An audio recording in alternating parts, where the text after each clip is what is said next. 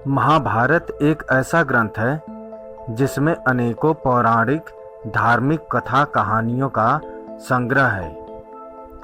ऐसी ही एक कहानी है सावित्री और सत्यवान की, जिसका प्रथम वर्णन महाभारत के वन पर्वों में मिलता है। जब वन में युधिष्ठिर मार्कंडेय मुनि से पूछते हैं कि क्या कोई अन्य नारी भी द्रौपदी के जैसे प्रतिव्रता हुई थी, जो पैदा तो राजकुल में हुई है पर पतिव्रत धर्म निभाने के लिए जंगल जंगल भटक रही है। तब मार्कंडेय मुनि युधिष्ठिर को कहते हैं कि पहले भी सावित्री नाम की एक नारी इससे भी कठिन पतिव्रत धर्म का पालन कर चुकी है। और मुनि युधिष्ठिर को यह कथा सुनाते हैं। मद्र देश के अश्वपति नाम का एक बड़ा ही धार्मिक राजा था, जिसकी पुत्री का नाम सावित्री था। सावित्री जब विवाह योग्य हो गई, तब महाराज उसके विवाह के लिए बहुत चिंतित थे। उन्होंने सावित्री से कहा, बेटी, अब तू विवाह के योग्य हो गई है, इसीलिए स्वयं ही अपने योग्य वर चुनकर उससे विवाह कर ले। धर्मशास्त्र में ऐसी आज्ञा है कि विवाह योग्य हो जाने पर जो पिता अपनी कन्या का कन्यादान नहीं करता, वह पिता निंदनीय है। ऋतु काल में जो स्त्री से समागम नहीं करता, वह पति निंदा का पात्र है। पति के मर जाने पर उस विधवा माता का जो पालन नहीं करता, वह पुत्र निंदनीय है। तब सावित्री शीघ्र ही वर की खोज करने के लिए चल दी। वह राज्य ऋषियों के रमणीय तपोवन में गई। कुछ दिनों तक वह वर की तलाश में घूमती रही। एक दिन मद्रराज अश्वपति अपनी सभा में बैठे हुए देव ऋषि से बातें कर रहे थे। उसी समय मंत्रियों के सहित सावित्री वापस लौटी। तब राजा की सभा में नारद जी भी उपस्थित थे। नारद जी ने जब राजकुमारी के बारे में राजा से पूछा, तो राजा ने कहा कि वे अपने वर की तलाश में गई हैं। जब राजकुमारी दरबार पहुंची, तो राजा ने उनसे वर के चुनाव के बारे में पूछा, तो उन्होंने बताया कि उन्होंने साल्व देश के राजा के पुत्र, जो जंगल में पले बड़े हैं, उन्हें पति रूप में स्वीकार किया है।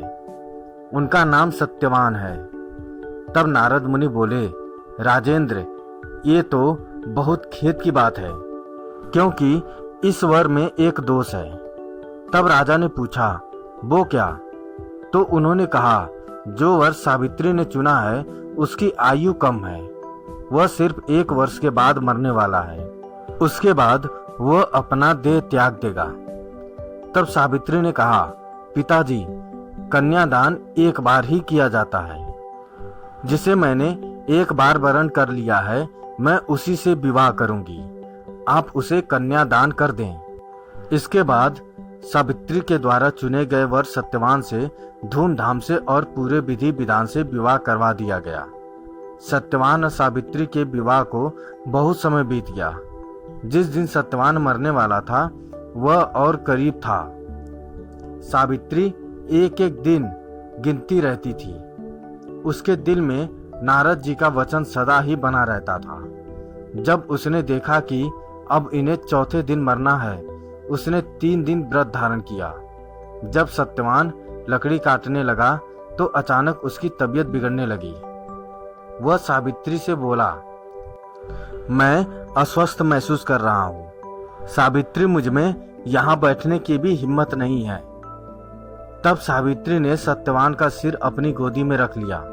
फिर वह नारद जी की बात याद करके दिन व समय का विचार करने लगी।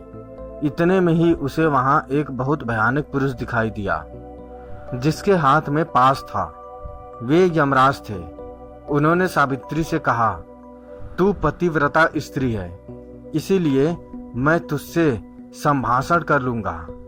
सावित्री ने कहा, आप कौन हैं? तब यमराज ने कहा, मैं यमराज हूँ। इसके बाद यमराज सत्यवान के शरीर में से प्राण निकालकर उसे पास में बांधकर दक्षिण दिशा की ओर चल दिए। सावित्री बोली, मेरे पतिदेव को जहां भी ले जाया जाएगा, मैं भी वहां जाऊंगी।